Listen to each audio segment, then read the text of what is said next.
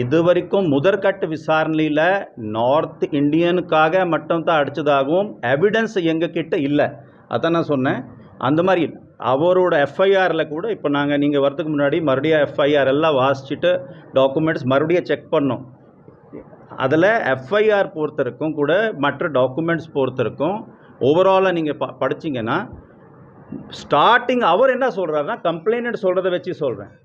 நீ இவர் பார்த்துட்டு இருக்காரு, நீ முறைச்சி பார்க்குறியா, அதுலேருந்து தான் ஸ்டார்ட் ஆகிருக்குது வழியா. It is not entirely on account of being North Indian, because if that is the case so many other people are also staying இல்லையா. if that is the case,